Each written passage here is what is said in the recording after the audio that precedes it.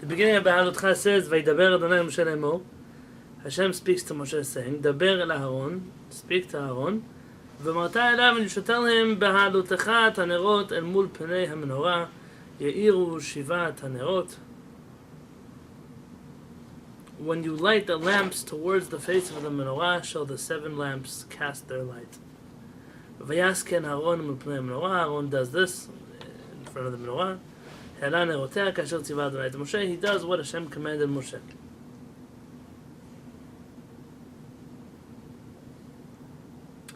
V'zeh ma'aseh menorah. Okay, then it goes to tell us how the menorah looks. And the way that Hashem commands him, this is commands Moshe, this is the way he makes the menorah. If you remember what we said in Kuzari last time about Moshe's approach to Torah and Aaron's approach to Torah, you realize that it's significant when the Torah tells us that Aaron HaKohen follows Moshe Rabbeinu. I mean, even though he might have his own opinion, at the end of the day, when Moshe decides something needs to happen in Jewish law, he follows Moshe Rabbeinu the whole way through. It's an interesting thing when you think about the menorah. The menorah, do we have one of those chumashim with the pictures in the back? The big blue chumashim? What happened to the other plant? It's over here. Oh, yeah. Sure. Very good. That's what we're going to talk about. Oh, here. See the menorah here? Yeah. When you see the menorah, you're normally thinking of this. And then you have this menorah. How do they label them here?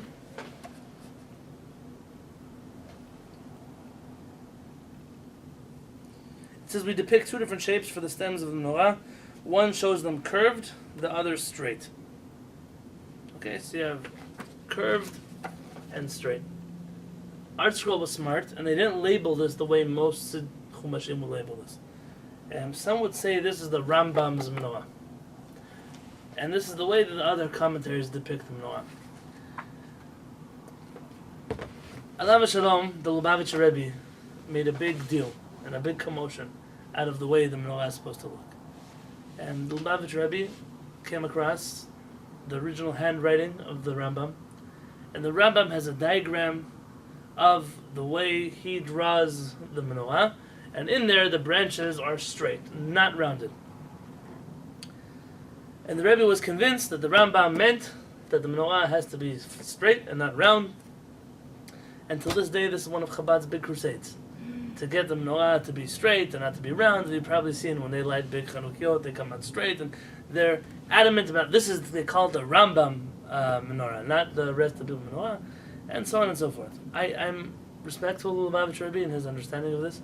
The Lubavitcher Rebbe was very adamant that he was correct. One basic question that must be begged whenever you deal with a community.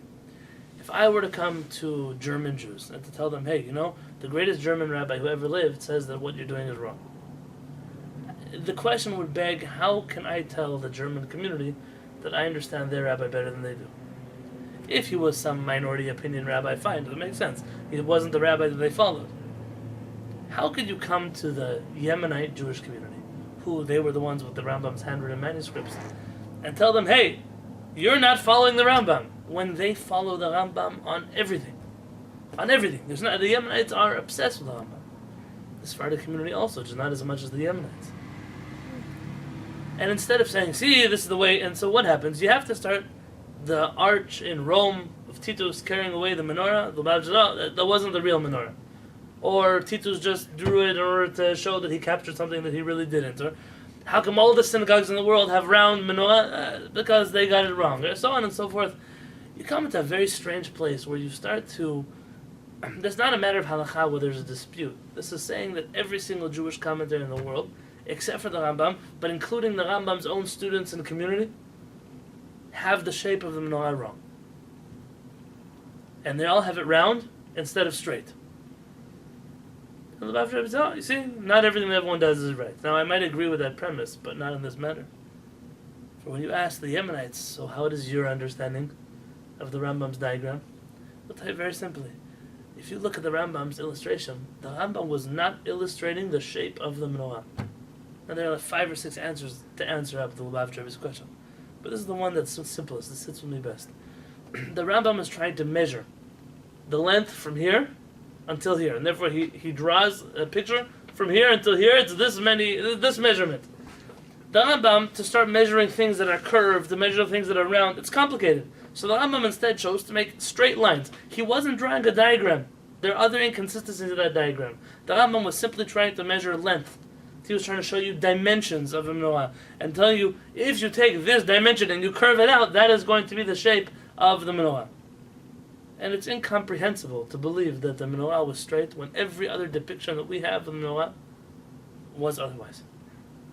It just doesn't make sense. It's not possible that that's the truth. And therefore, without any embarrassment, we respect. There's a menorah that's straight is kosher. You could light it for Chanukah, for example. It just doesn't make it the right one. And to obsess over such a thing, and to come back to the Jewish community, all the rabbis are wrong, and all the, it's a problem. It's a problem, especially when the Rambam doesn't say that the menorah is straight. It's a diagram in the writings of the Rambam that is very easily explained off as something else. Sometimes things that people think they're so correct about doesn't have to be that they're correct. But it doesn't make a difference. You want the menorah straight, you want it round, I don't care. As long as we have the menorah back in the Beit HaMikdash. But there's something to be learned from the menorah. Two somethings. The first and foremost is, if you look at what the Rambam says, I want to read two from the Rambam. These are two observations that Rav Peretz made when he was teaching Parasha Beha'alotecha. The Rambam writes in the laws of the Beit HaBchira, the laws of the Beit HaMikdash. The Rambam says, Sheshet hanerot hakvuim b'sheshet hakanim hayotzim min menorah. The 6 candles which are put in the 6 holders, the 6 candle holders in the menorah. I mean, you have the menorah and 6 branches that come out of it, right? In the Beit HaMikdash, how many branches do you have? 7, not 8. In the Chanukiah you have 8, but in the menorah and the Beit HaMikdash you have 7. So you have 7. And in the middle is the 7th one. So 6 on the sides, 7, the one is in the middle. Kulam pnehem l'ner emtzai. They all face the middle candle, the middle branch. V'zeh haner emtzai panav keneged kodesh hakodashim. And this middle branch is facing towards the Holy of Holies. V'hu hanikra ner ma'aravi, and that's what we call when we say the western light. Is the middle light that faces the west, which is the Kodesh HaKodashim. How can you tell which way each of the arms is facing? Very good. Let's see if it's in this diagram. I shouldn't have closed it so quickly. Do you see how I don't know if in the camera you'll be able to see it, but how the wicks lean in a certain direction? Oh, yeah. They're all leaning towards the middle one. And the middle branch is facing towards the Kodesh Kodashim. Amazing. Did you do that again? We'll zoom in there. Oh no, Artspro is going to have us on copyright infringement. You're giving tribute to them. This is the new stone edition of the Chumash. And they actually have it on the inside. You can see how they light the wicks on the inside. I'll show it to the camera very in a second. I can. Oh, no, I don't. It's a little box over there. Oh, there you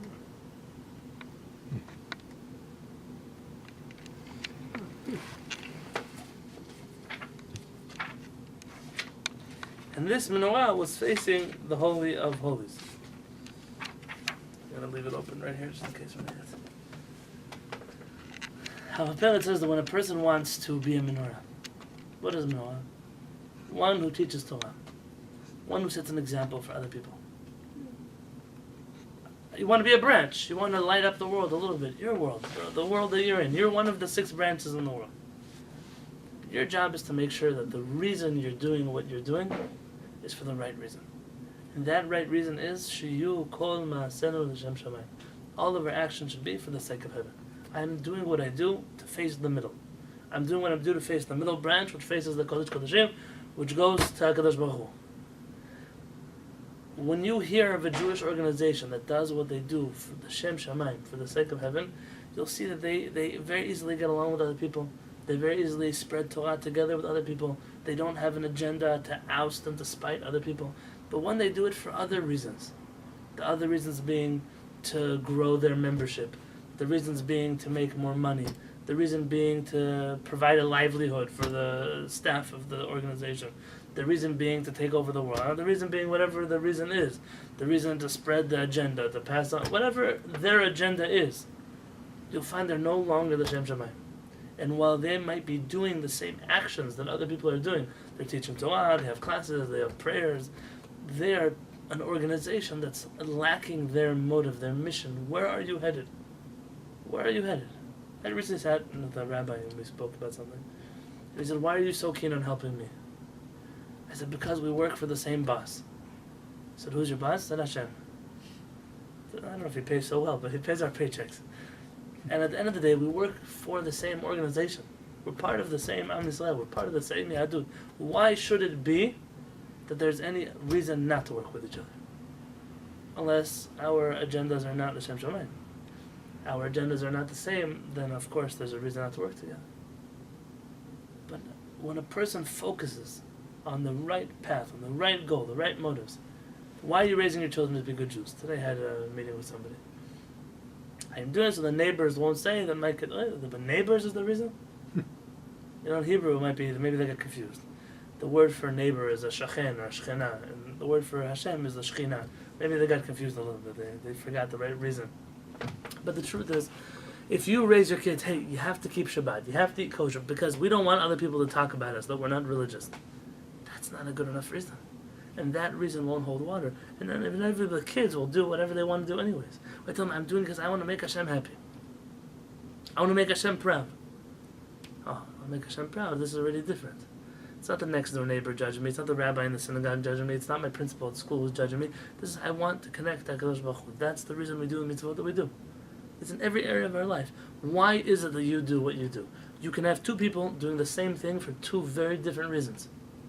And they're not on the same page. They don't work for the same boss. They're not doing the right thing. So the first thing, Kiner mitzvah, the Torah, the candles are mitzvot, the Torah is like a flame. We have to make sure that our flames are pointed in the right direction. We point in the right direction, we'll also be able to light up the world correctly. Perhaps the second message that we learn from the Torah is one that it's simple, it's one we know, but it's an important one to reiterate in a world like today. There's a rabbi, Rabbi Moshe Sofer. Rabbi Moshe Sofer has a book called Torah to Moshe, in which he says, why is it that the candles face towards the middle? I'll read to you from what it says. El mul pneim norayu. Lomar, this teaches you, Emtsa'i meshubach. The middle one is always the better one. Shiochaz kol adam derech hamemutza, that every person should grab onto the middle road. Lo yaflig lesmol. Don't go too far to the left. As it says, Al tirsha harbe. Don't be too evil. V'lo yaflig layamin. You shouldn't go too much to the right. As it says, Al titzdak harbe. Don't be so much of a tzaddik. Not so much. He says that when you find that Aaron is separated, listen to this, to be a Kodesh Kodeshim, Aaron separates to be the Holy of Holies. Kohanim have different law and order than the rest of the people. They cannot do certain things that everyone else does. The first accusation you might have against Aaron, hey, you're being too religious. You're being too holy. Aaron says, don't worry, in my headquarters, I set up the menorah. The menorah should remind us that the middle path is always the correct path. Meaning in the face of extremism, you always have to bounce back to the middle path. I don't have time right now, but if you look into the Rambam in this first chapter of Hilchot Deot, the Rambam tells us that the best path to go down is the middle path. What is the middle path? We make a mistake. We always think we're on the middle path. And everyone who's to the right of us is crazy, and everyone to the left of us is a lunatic. But it's not true. I'm not always on the middle path. The middle path is a hard road to stay on. It's walking a tightrope. One drop to the right is already too much. One drop to the left is already too much. The middle road, the derech hamemutza, that is the golden path. Our rabbis have taught us to always walk in that path. Like the Rambam says, not to be too quick to anger, but also not to be like a dead person who someone makes fun of them and they don't even react. The person has to be in the middle, alive but healthy. In our Judaism, you're living in a world of extremes. You can't, Islam and Christianity, those are not extremes, they're foolishness. Foolishness is dangerous, but foolishness nonetheless.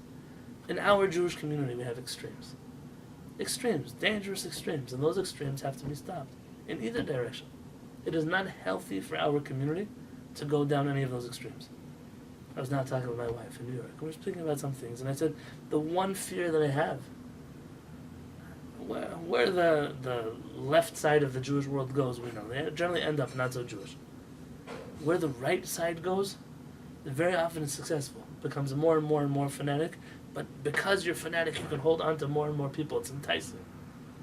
The middle ground, the middle camp of Judaism is losing out. It's losing out on leadership. It's losing out on potential. It's losing out on people. It's losing out on the school system. It's losing in every avenue the Jews are on. The middle ground is doomed to failure.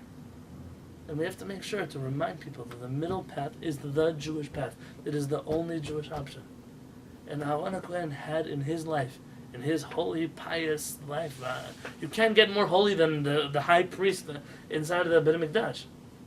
But he always had a sign in front of him that says, hey, the middle road is the road you have to walk on. Don't be too holy and don't be too evil.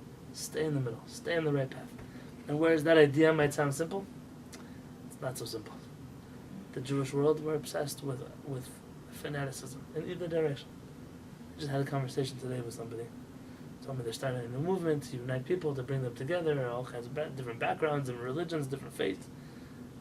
And some of you know the Israeli Orthodox Jews that he's come in contact with are very rigid about their Judaism. Not so much of a universal Jewish approach. You know, the non-Jews in the world. And I said, what's your example of a Jewish world that really gets this universality that we all share? So, you know, the non-denominational communities in America, those they really get it. I told him, you know, you might be right. They really might have perfected that universal. We're all humans. But how much of the Jewishness is left? So is that too much of a price to pay? Both extremes are not healthy. Both extremes are not healthy. I'm Jewish, and I'm a human being before I'm Jewish. Yes, there's a shared common humanity that we have. But just because I'm a human being doesn't mean I can't be a special human being. Doesn't mean I can't be Jewish. I'm not stopping you from being who you want to be. But in the merit of assimilation and mixing in and becoming one, I shouldn't have to give up on myself. Like I once gave a class, there's a difference between being one and being the same. They're not the same. You could be one with many people that are different than you. You don't have to be the same. And fanaticism in our community, the first thing that it does is crush individuality. Everyone has to dress the same, everyone has to walk the same, talk the same, eat the same, drink the same, look the same, pray the same. Everything has to be the same. And when you see something like that, you should have a red light glaring in your face. This is not the middle path. It's not the middle path. This is a crazy path. And we have to go back to what is the middle path. B'ezrat Hashem, Hashem should light us up our eyes.